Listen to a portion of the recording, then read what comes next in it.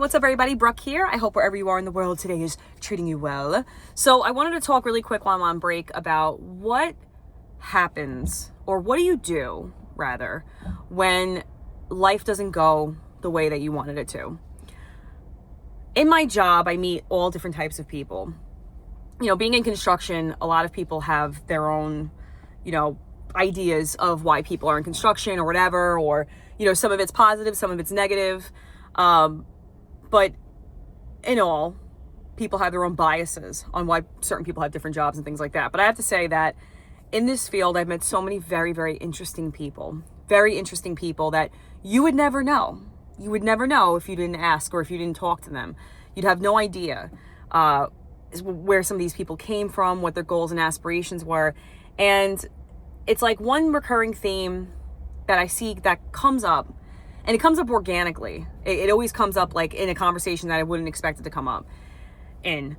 And that is about what happens when your life doesn't go the way you want it to, or your goals don't manifest themselves, or you're just not happy with the direction your life has taken.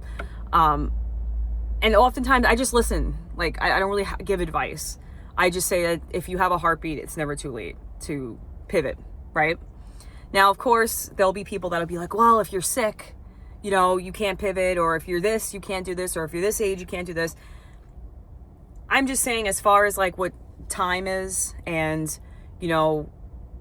what we do in life, what we choose to do every day, I think that there is a real opportunity to change your life at any point, regardless of where you're at in your life. Don't mind how shiny my neck is, by the way. Not sponsored, but I use the Floriani olive oil spray. So I just noticed in the reflection, I'm like, that is shiny. But anyway, so I really think it's never too late. Okay. So I'll share something really quick. When I was a little girl, I wanted to move to Russia, right? It's so funny when you're a kid, and that's why youth is it's so beautiful, because it's they say youth is wasted on the young, right? But when you're a little kid, you really, the possibilities are endless in your life. They're endless. You could have dreams. I might do this. You have life by the throat, right? You could do whatever you want. And then when we get older, it's we lose that. But what happens if you never lose that? Or what happens if maybe you get that back, right? So when I was a little kid, I wanted to be a nature photographer and a Siberian tiger tracker. I know it sounds ridiculous, but there used to be this organization called Save the Tiger Fund, and I used to, read about, I love tigers, right? And it's so crazy, because when I got older and I looked into my zodiac, right, my chart, I'm a tiger. I'm a year of a tiger, which is so crazy. I had no idea. But anyway, I wanted to be in the jungle and travel and do safaris and take pictures and just really just be out there in life, right? And it's hard for me sometimes when I'm on social media, I see people that do that, right? And when I used to have my podcast, I used to interview people, and I remember I interviewed this woman who was a wildlife photographer and artist, and I was so happy for her. But there was a part of me that was in pain. I was like, oh, I wish I would have done what I wanted to do, right? So what do you do? What do you do when that happens? Well, the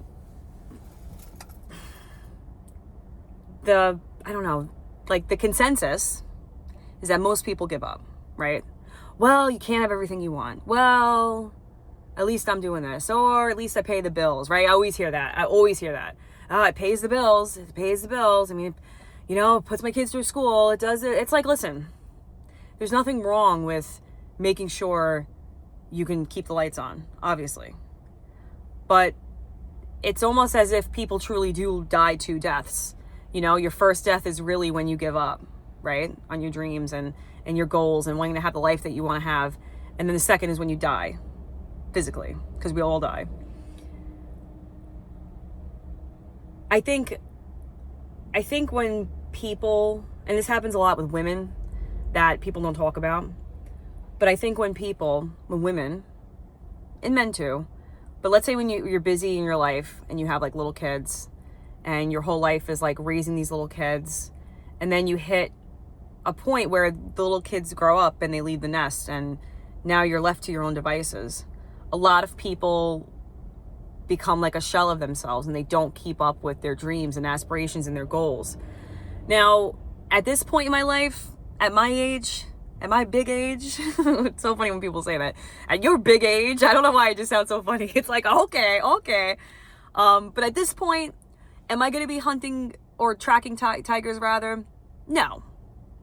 But I have such a fascination, and I'm so inquisitive with nature and animals and wildlife, and like just learning about that I'm starting to swing back and read a lot more about the things that truly once made me so passionate about life in general.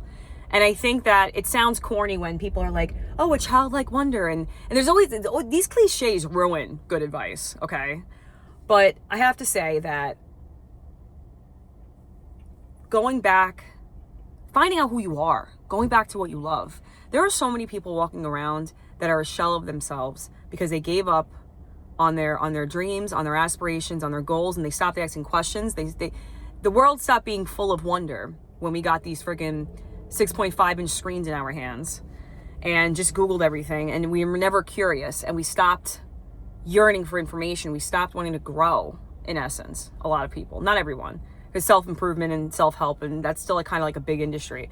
But I guess my biggest thing is my biggest advice for people out there that feel lost and feel like they're worthless, or feel like they don't contribute anything into the world, which there's a lot of people that feel like that. They'll never say it, but there's a lot of people that feel like that, of all ages as well, is to really think about your childhood, think about what you loved, learn about yourself.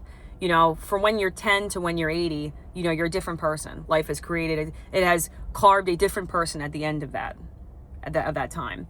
But read about things that you once loved. You know, maybe you were into trains. Maybe you were into, you know, fitness, or maybe you were into bird watching. Can I just say one thing about bird watching? I gotta go in a second. Bird watching is so fascinating, okay? I used to think people were weirdos that were into bird watching. I remember there was this one guy, I was painting a house that my husband has, this like many years ago, this was before I had kids. And I remember like the guy, he made a comment, he's like, oh, he's weird, he's like a bird watcher or whatever. And I remember I was watching this guy, he had like binoculars, he had all different types of binoculars, he had all these books. And I remember he would just be talking. And then I remember, you know, my spouse, he was like, oh, you know, all he does is talk about birds. As I got older, I wish I could go back and talk to that guy, because the bird watching, that whole scene is insane. It's intense. They have entire colonies. I mean, birds they have their entire ecosystem. There's like an upper echelon. Like, it is so fascinating the more that I learn about birds. So I only bring up all that to say this: there's so much more to life than what we have experienced. Even if you had a crazy life, oh, I was a vet, I had 5 kids, I did this, I worked a lot of people like pump and tank, which is a plumbing thing. I did all this stuff. You can always do more, and you can always learn more. And just because at this point in your life you haven't done the things that, you know, maybe you wanted to do or had the time to do, or maybe were interested in doing, doesn't mean you can't do them now. Why not? But when people talk about like, oh, you got to make a dream board and things like that, well, how do you help someone that has no drive, no motivation, is depressed, and doesn't have that oomph? The only thing you can say is that if you want to jolt life back into your life, in my opinion, because listen, I've been there, like, especially my life didn't go the way I wanted it to, you know, in a lot of ways. I didn't think I'd be in America. I thought, like I said, I'd be in like Australia, or I thought I'd be somewhere sexy, you know? But here I am on Long Island, New York, and doing my thing, you know, chopping it up, doing the best I can.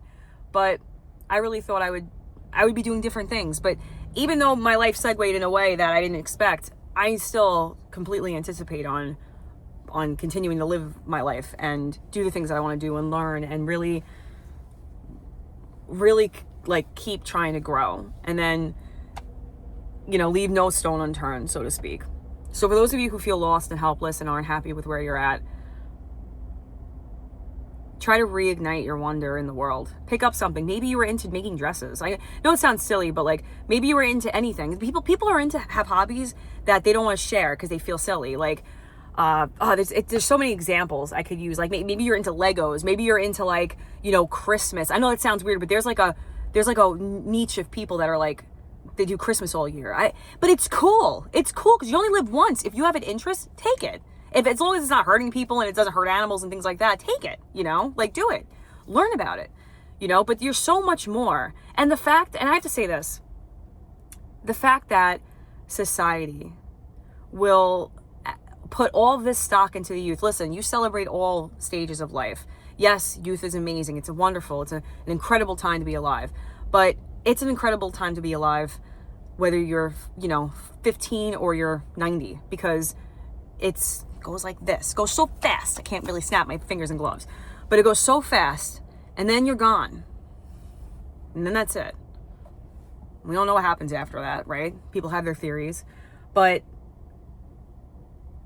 every stage, you know, you celebrate and you want to live the best that you can. You want to live. You want to be the best that you can.